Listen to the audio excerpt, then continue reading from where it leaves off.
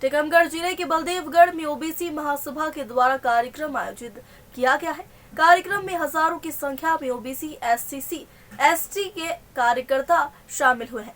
कार्यक्रम में हाल ही में भाजपा पार्टी से निष्कासित हुई पीतम सिंह लोधी ने पहुंचे। पीतम सिंह लोधी कहा कि हमें दोनों पार्टियों से सावधान रहना चाहिए, क्योंकि यह पार्टियां ओबीसी एससी का कभी भला नहीं चाहती।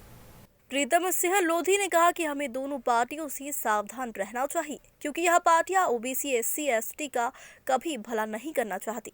उन्होंने यह भी कहा है कि हमें समाज में फैली कुरीतियों को दूर करना होगा और पाखंडवाद को जड़ से खत्म करना होगा।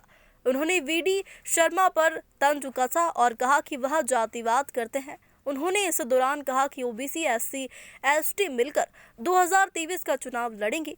कार्यक्रम में पूर्व विधायक आरडी प्रजापति भी उपस्थित रहे। उन्होंने कहा कि जब तक ओबीसी एससी वर्ग मिलकर अपने वोट की ताकत नहीं दिखाएंगे, तब तक हम लोग आगे नहीं आ पाएंगे।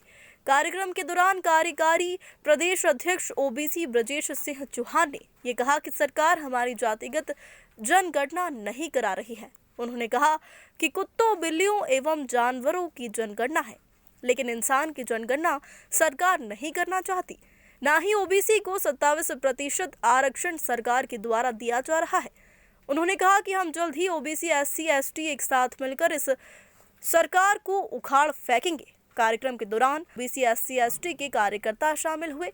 सैकड़ों की संख्या में कार्यक्रम के दौरान पुलिस बल तैनात रहा। कार्यक्रम में टीकमगढ़ जिले से सैकड़ों की संख्या में कार्यकर्ता बलदेवगढ़ पहुंचे। ग्लोबल इंडिया टीवी न्यूज के लिए जिला ब्यूरो हरिशंकर जड़िया की रिपोर्ट।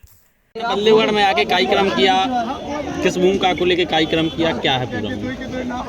ये धरती मेरी बड़ी जानी पहचानी धरती है। हाँ। क्योंकि यहाँ मैं जब 22 साल का था, 63 का हो गया, 22 साल का था जब से आ रहा हूँ इस जगह में। जितने भी चुनाव हुए हैं सारे चुनाव में मैंने यहाँ आके बड़े कार्यकर्ता के रूप में काम किया है मैंने।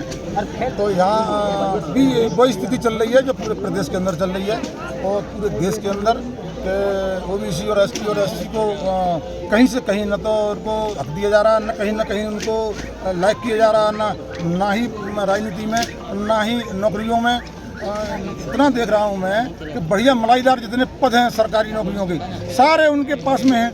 ओबीसी ऐसी चीज़ के कहाँ पटक देते नहीं जाके, नहीं जहाँ मठा भी नहीं मिलता, बेचारों को छाट भी नहीं मिल पाती, मलाई खा रहे हैं। तो ऐसी स्थिति में इनकी लड़ाई लड़ रहा हूँ मैं कि अधिकारियों को भी तो देना चाहिए, जो एससी और एसटी के अधिकारी हैं उनको भी तो पावर देना चाहिए। बहुजनों को लेकर आप एक बड़े नेता के रूप में माने जा रहे हैं। क्या 2023 में कांग्रेस बीजेपी को दरकिनार करके चुनाव में मैदान में उतरेंगे? बिल्कुल, जितने भी जैसे ही मैं आया निष्कासित किया, बाबा साहब से मैंने आशीर्वाद लिया। दूसरे दिन से ही जितने देश के घटक दल हैं, संगठन हैं, छोटी छोटी पार्टियां हैं, सब ने मेरे को आशीर्वाद भी दिया। सब ने ये कहा कि हम आपके साथ में हैं और मेरी भी इच्छा है कि अब की बार जितने भी दल हैं, संगठन हैं, सबको एक छत के नीचे लाने की मेरी भी इच्छा है और मैं भी लग गया इसके अंदर कि सबको एक छत के नीचे ला गए और इकट्ठी लड़ाइयाँ लड़ेंगे। आपको क्या लगता है कि भारतीय जनता पार्टी के जितने पिछड़ा वर्ग के विधायक हैं उनका सपोर्ट करना चाहिए कि पार्टी का सपोर्ट नहीं करना चाहिए? देखिए, जब ओबीसी एससी और एसटी के लोग चुनाव लड़ते हैं, तुमने भी देखा होगा कि इन लोगों को कहीं से कहीं तक कोई भी पार्टी इनको नहीं साथ देती है। हारे या जीते ना लाइक कर दिया, जीत के भी जाएं तो कुन्ने में बैठा लेते ले जाके, नहीं मंत्री कोई और बनता है और मेहनत कोई और करता है। तो इसीलिए मैं लड़ाई ओबीसी और एसटी इसकी लड़ूंगा। वो पावरफुल लोग हैं, वो उनकी लड़ाई क्या लड़नी है, उनकी लड़ाई की जरूरत नहीं है उनको। जैसे कि बीजेपी ने पिछड़ा वर्ग की किसी लोधी समाज या यादव समाज या किसी हरिजन के हरवा समाज को टिकट दे दिया, तो उनका सपोर्ट पिछड़ा वर्ग या इन लोगों को करना चाहिए या नहीं करना चाहिए, या अलग पार्टी बना के ही सपोर्ट करना चाहिए? नहीं, ओबीसी एससी एसटी को कहीं भी रहें, किसी भी दल से रहें, हमें उन्हें जिताना है और उनको पार्लियामेंट और विधानसभा भेजना है उन लोगों को, ताकि वो हमारी ओबीसी की और एससी एसटी की बात रख सकें और बोल सकें वहाँ पर। हमें गूंगे लोगों को नहीं चाहिए। हमें ऐसे लोगों मैं जो ये चीज़ देख रहा हूँ, बरसों से सदियाँ बीत गई, लोधी समाज के लोग, लोधी समाज के लोग हैं 98% देश में भारतीय जनता पार्टी को वोट करता है, 98%।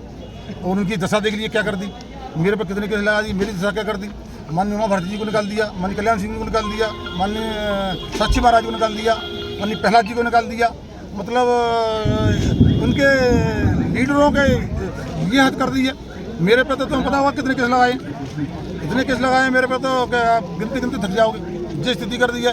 तो हम जब इतना आपको दे रहे हैं वोट और फिर हमारी कदर नहीं और ना हमारा वहाँ पे किसी चीज़ का, हमारे लोगों को कोई चीज़ की किसी भी योजना का लाभ नहीं मिलता हम लोगों को, वो हमको क्या समझते हैं, बधुआ मजदूर।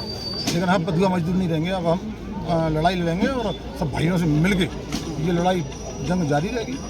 आपने पाखंडवाद के बाद एक बयान दिया, बयान के बाद मामले में काफ़ी तूल आया। उसके बाद बीडी शर्मा जो प्रदेश अध्यक्ष हैं बीजेपी के, आप उनके पास गए, अंदर क्या बातचीत हुई और उसके बाद फिर आपको तुरंत पार्टी से निष्कासित कर दिया, ऐसा क्या हुआ? जैसे ही मेरा बयान वायरल हुआ तो माननीय उमा भारती जी ने मुझको तुरंत टेलीफोन किया, मुझसे बोला तुरंत भोपाल आइए, और मैं भोपाल गया, माननीय उमा जी से मिला। उमा जी ने मुझसे कहा कि ये तो तुमने बात कही है, इस पर जाके लिखित में माफ़ी मांगी है और पार्टी से माफ़ी मांगी है। तो मैं माननीय उमा भारती जी के कहने पर मैं गया, मैंने माफ़ी मांग ली। मुझे ये भी लिखा मैंने उसमें माफ़ी मांगने में, मैंने कहा ये बड़े भाई हैं हमारे, उनको बड़ा भाई बोलता हूँ मैं, ये बहुत बड़े दिल के हैं और ये मुझे ज़रूर माफ़ करेंगे। लेकिन माफ़ तो किया नहीं, केस भी लगा दिया और जान से मारने की धमकियाँ भी देना शुरू कर दी और निष्कासित भी कर दिया।